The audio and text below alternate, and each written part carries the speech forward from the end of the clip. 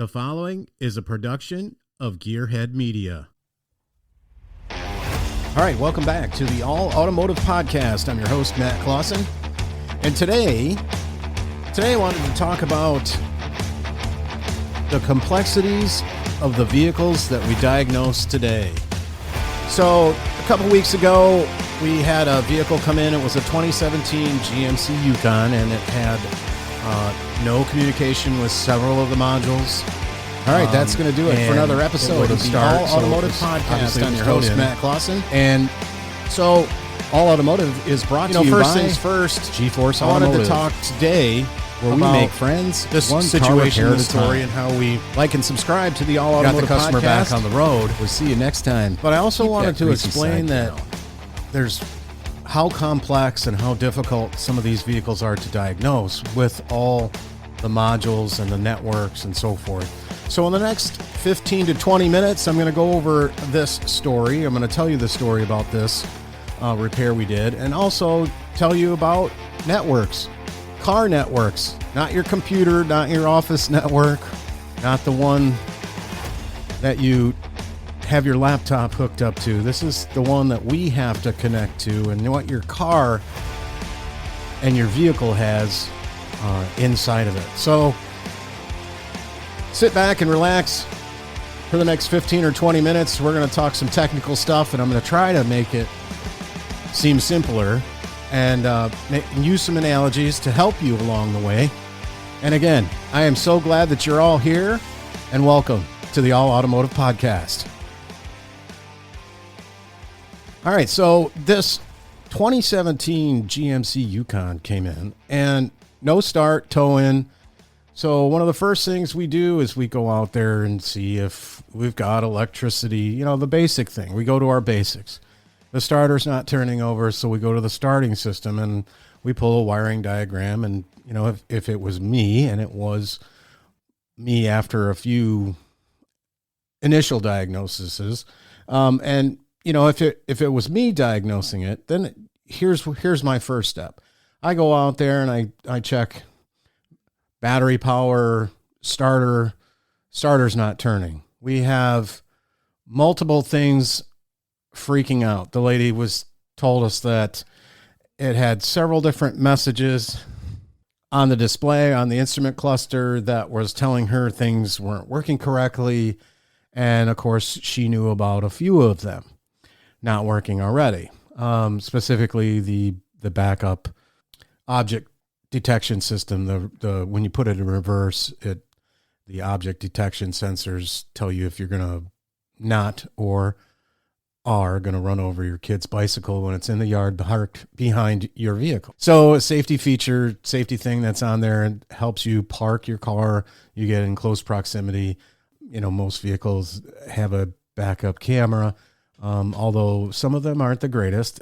We do have this other system on there that will help you in certain tones. Some of them have different tonal things that'll tell you, it beep, beep, beep, and then it's solid when you're really close to an object. So we call that the object detection system, which she knew was not working correctly and was not terribly worried about it, because she explained to us, as when we were writing her up, that, hey, the backup camera works. I'm good with that. So, and this one actually had forward and rearward object detection, which, again, it's a big Yukon XL. You pull into these smaller parking spots.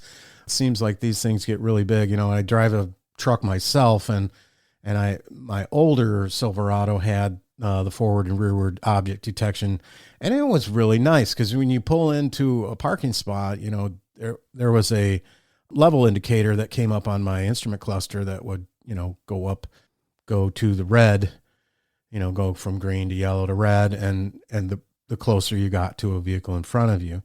And it was a good feature. It had some little quirks, and if one of the sensors doesn't work right, it becomes a little bit of a pain in the butt. But and my only problem with that particular system and with those is they're very susceptible to the ice and the snow and so forth in the wintertime, and it just gets to be a little bit too much for myself. So my new Silverado does not have that feature.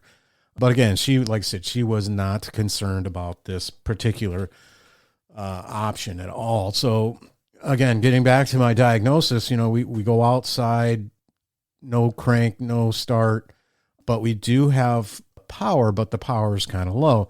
So had the technician R&R the battery, brought it inside for the night.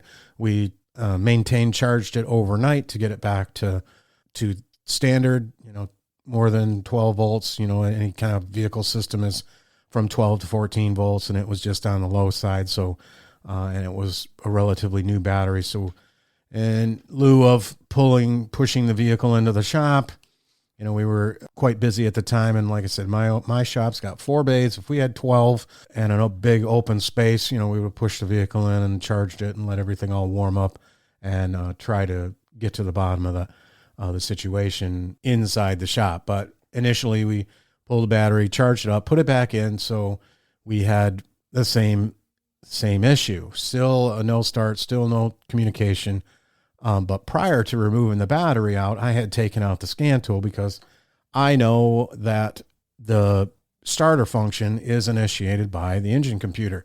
So when you turn your key forward, all you're doing is sending a signal. It's like hitting the enter key on your laptop when you want to send an email. So this information gets sent over these networks from the body control module or the truck body control module, from the steering column switch, which carries no load anymore, or this one happened to be a push button start. So you push the button and nothing would happen. So we had to see if there was actual request from this module to see if it wanted to start or turn. So it's like, again, it's just like sending an email. You send, you type your email out, I want the starter to turn over, and you hit send. And then the body control module sends a signal over the network that says, okay, we want the starter to turn. And then the engine computer says, okay, turn on the relay, engage the starter. So I have tools that can bypass that so that we can check the integrity of that circuit. So figured out where the starter relay was at, and then we manipulate. I have a tool that can bypass that relay to initiate the starter sequence. Starter turn, still didn't start. So, okay, so we knew we had a problem, went in, got the scan tool again after we had charged the battery, and then scanned it for codes again. And this is one of the vehicles, I don't think I can remember a time where I've seen so many different diagnostic trouble codes in several different modules. But then I took that information and kind of printed it out so that I could see what we were dealing with as far as if there are any modules that are not on our list that are supposed to be on our list. So there's a master list of the modules on for each vehicle, and you'd be surprised at how many modules this 2017 GMC Yukon has. And there were several of them that weren't on the network as being awake and communicating. So I knew I had a problem with one of the network serial data lines, and there's different ones based on what part of the vehicle we're talking about. So there's high speed, low speed, and then there's a medium speed one that does some of the entertainment functions, the radio, the amplifier, the human interface module, the telematics module, and some other things. So without getting into the whole nitty gritty of that, there is a high speed GM LAN, and that's local area network, and GM just slaps their letters in front of that. So the high speed LAN was down, and then I had to figure out which module wasn't communicating. So from those codes, I could tell that we had several different modules that weren't communicating with each other based on codes that were in other modules. So in order to get to the bottom of this, I have another special tool that's in my arsenal and in my toolbox that we can hook on to what we call the data link communicator, which is what our scan tool plugs into.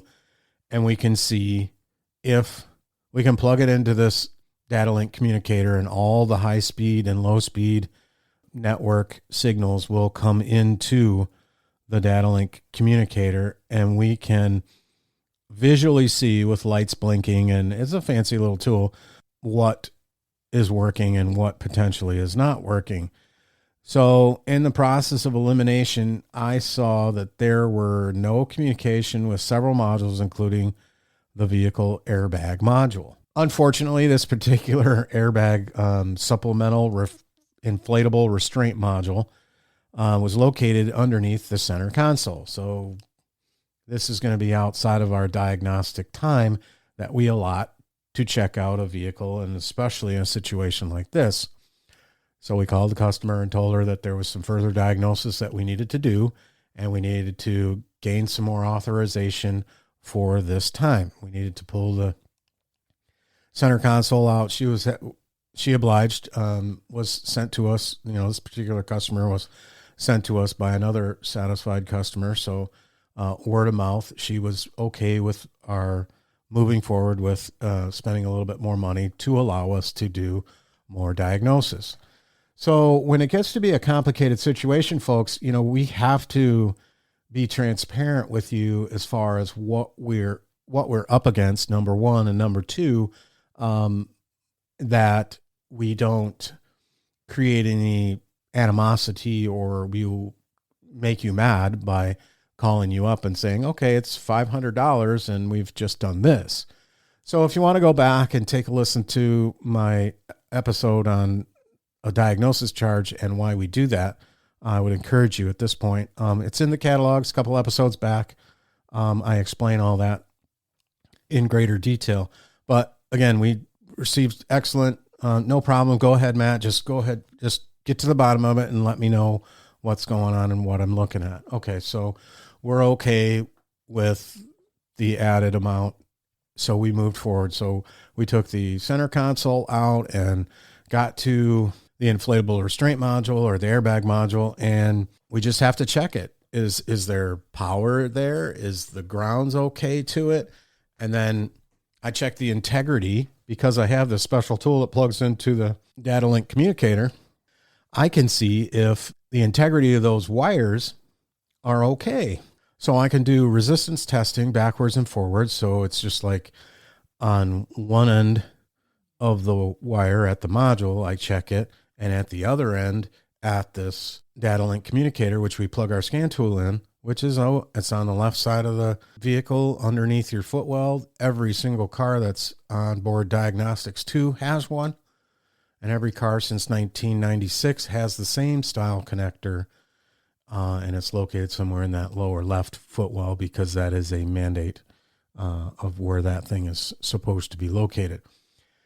So at any rate, I've got my tool out, which is showing that we've got no high-speed communication on that particular network. So I unplugged the module and found that I start getting voltage through that particular line. But I was in the middle of checking the integrity of those wires because those wires come out of that module, go underneath the carpet, under the driver's seat, over to the footwell where you step every day with your salty foot from the road salt and the snow and all that stuff in our state, or your wet foot or muddy foot.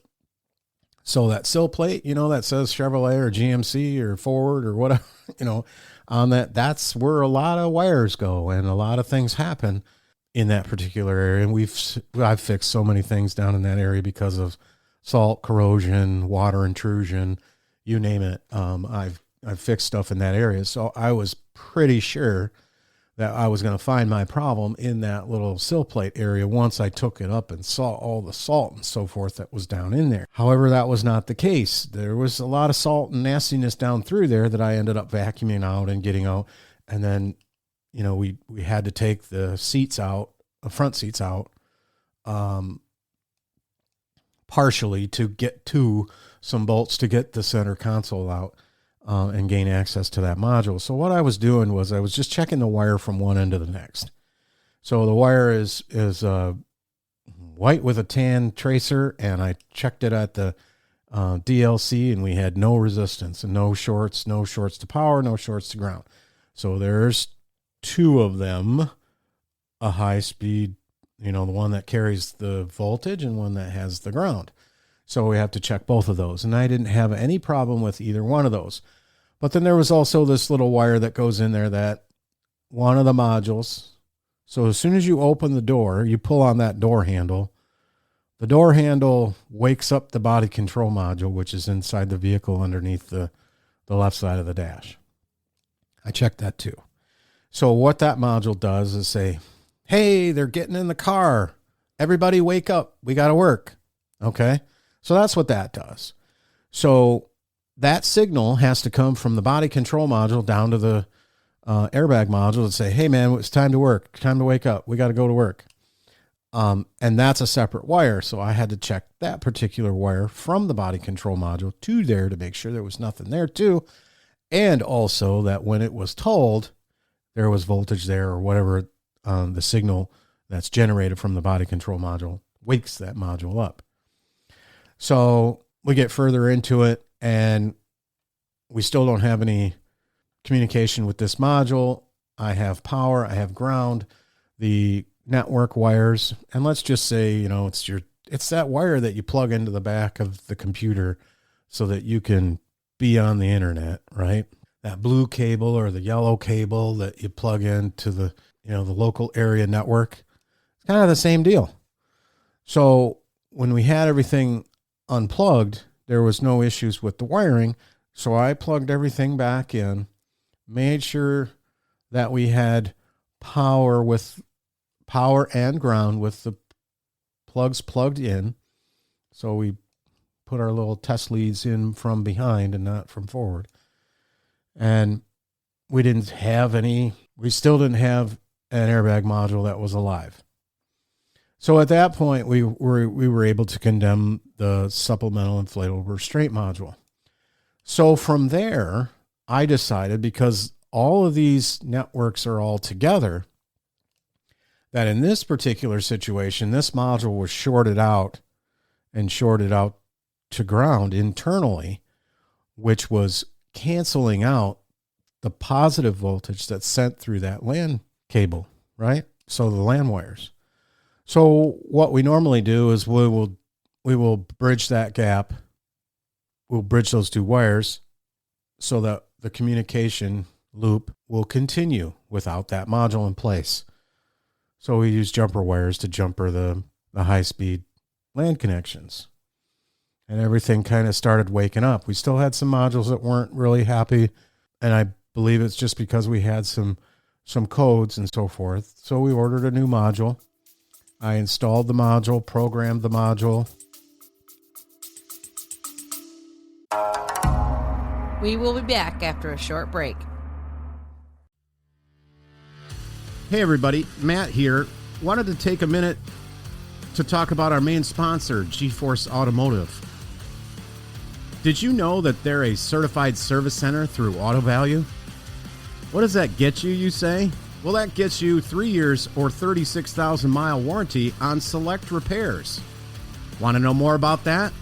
Visit their website at www.geforceautomotive.net. Click on that banner that says Make an Appointment and make your appointment today. We're proud to have them on board as the main sponsor of the All Automotive podcast. So now let's get back to it. More of the All Automotive podcast.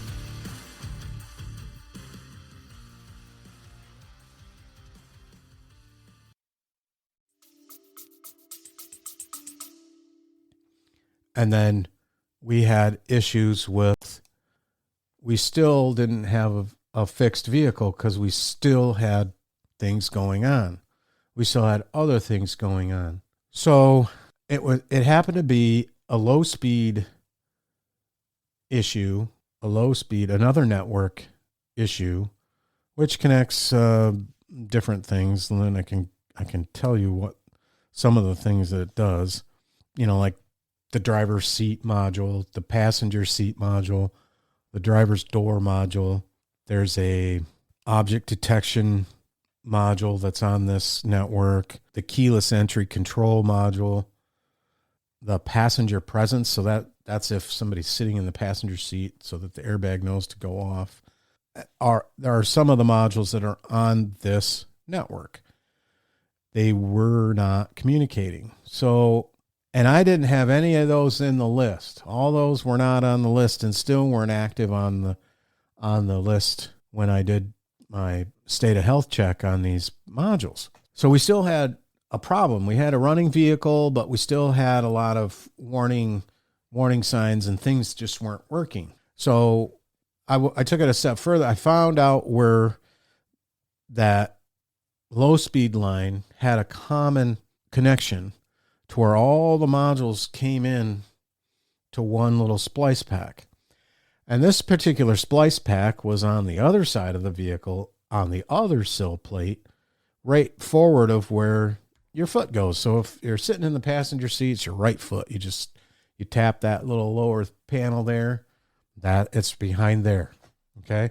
So the potential is there for corrosion and nastiness over there. So we pulled that all apart, took a look at that. We did have some corrosion and so forth integrated into that particular connector. So we had to there's like a comb, and it literally looks like a comb that goes into a connector that just bridges all those network connections together in one place. So it's not like they put all those wires together and just wire twisted them or wire nutted it together like home electricity. It's an actual connector that is there. Its location, not the best. I believe that because of its location is why it got some corrosion. So when I took that apart, I found that one of the modules that was on this particular network was that object detection. I was just like, why is this shorted to ground? Okay, so we did have a short to ground from the line that came from the object detection. So I removed that from the list and that comb so that we could see if we could get all the modules to wake back up. Still didn't wake up. So I got the comb out and I cleaned all those little terminals and that comb, and I put everything back together. Because of this little corrosion that I saw, I cleaned all that and put it back together. Now all those modules woke up and were speaking to each other. But we still had to figure out why the line that comes from that back object detection module, which is back in the liftgate area at the back end of the vehicle, to find out why that is shorted to ground. So after further diagnosis, we were like, okay, well, the harness comes out of the body. Let's trace it all the way back to the back. We did. And then we set the hoist, lifted it up, and where it comes through the body is very close to, or in close proximity to, where the exhaust comes out. So where the exhaust comes out, this particular harness has got like a clip and a bracket that holds it up out of the way. That bracket was not there to support that harness. So that harness fell and had melted on the exhaust. And that's what was causing our short to ground. So once we got that harness out of the way and unplugged, which is for the rear object detection, which she told us it didn't work. So remember the little things too, when you go in and take your car in for repairs, and especially when we're talking about issues where it's stalling and not running right, or the check engine light comes on, or it only does this when I turn to the left and go over a bump, or when I go into my driveway and there's a curb, I hear this noise, or, I heard it pulling into your shop because there's a curb out here. All they really have to do is, the more information that we have, the easier it is for us to diagnose, and the less expensive it will be for you in the long run. If you don't tell us things, and I said this in one of my other episodes too, it's just going to cost you more. And then I find myself a lot of times saying, oh man, I wish they would have told us that in the beginning. And sometimes it's, if you don't feel it's necessary to tell us information that it was at another shop or they did this and we're doing that, it's all important to us, folks. And don't feel like you're telling us too much. You can never tell us too much. So back to the harness that was melted on the exhaust. We took care of that, unplugged it. She didn't want to go any further with that because we had already gone down she's already spent what she spent it wasn't in her budget for us to continue on with that repair. So we just isolated that wire so that it wasn't dragging down the entire low speed network. We took care of that, got the connector cleaned, got all the modules starting to communicate now. So the only thing that really didn't work for her when she left was the thing that didn't work when she came in, which she knew about. And she did mention that it was at a body shop and they had put the things onto the rear bumper or had replaced the rear bumper or done some work in the back. So my guess is that's why that harness had come down or fallen down, because whatever harness clip was supposed to be around there that is up in the body wasn't there. So we had found something for her to hold it up so that it didn't burn this harness any further. And then we kind of taped everything up and isolated wires so that, we didn't have any problems on down the road, because most likely we're going to be the ones that are fixing it on down the road. So again, people, ultimately we got this lady's car fixed, but we did have all kinds of things. It looked like a tornado had gone off inside of her vehicle while we had everything all apart. So once we got everything all done, cleared all the codes, started it, test drove it, put all the parts back, put the seats back, put the carpet back, so it was a challenging one to do, because once we got one thing done that we thought originally was our only problem, it didn't end up being our only problem. And there was actually two things going on. So it's very important. Number one, so if we can recap it all, when you bring your vehicle in or if it gets towed in and you're talking to us over the telephone, please, please, please tell us everything that you can tell us about why or what it wouldn't start, or we tried this, or we did this, or we disconnected the battery, or we didn't do that, or it all helps in how we attack your situation. Like she had said, I started it up. I came out from an appointment. I started it up. I was driving out the driveway. It died. And that was it. And she said it wouldn't start. She goes, the power seemed like it was okay. But in waiting for a tow truck and having the key on and not wanting to freeze her butt off in the wintertime, the battery was low. And then again, we checked and charged the battery and then did all the other diagnosis things that we did.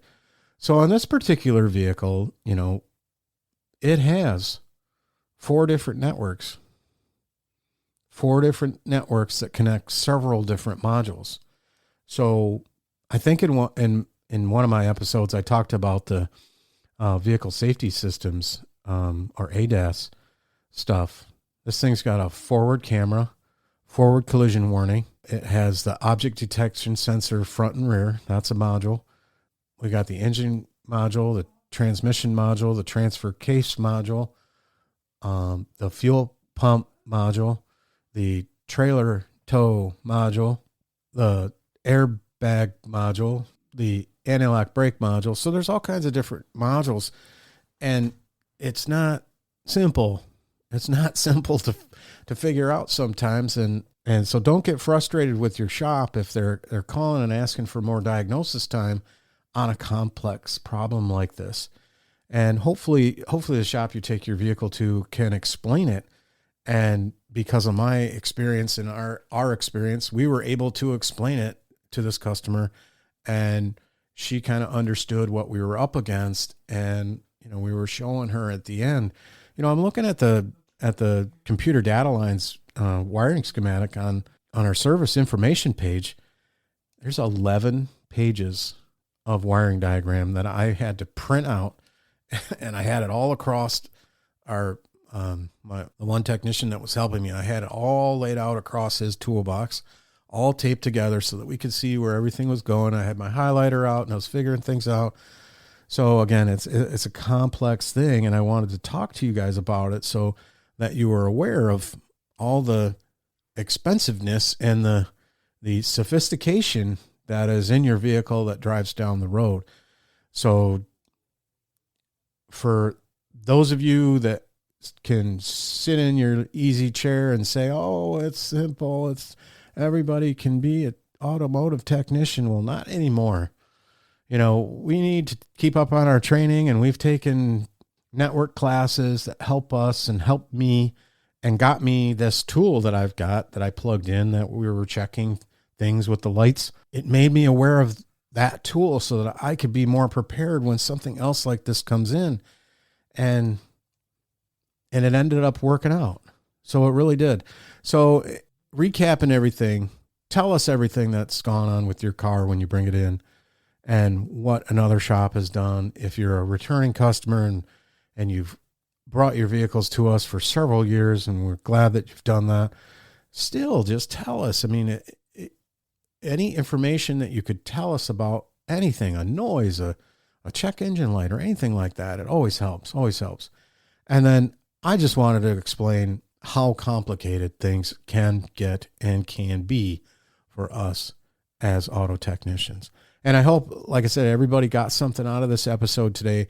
And, vehicle networks are not simple ones to diagnose, and getting to the bottom of these problems sometimes can be a challenge. But it was also rewarding for me because we kind of figured out two different things and got that customer back on the road. Because, I was asked a couple of months ago, what my why was.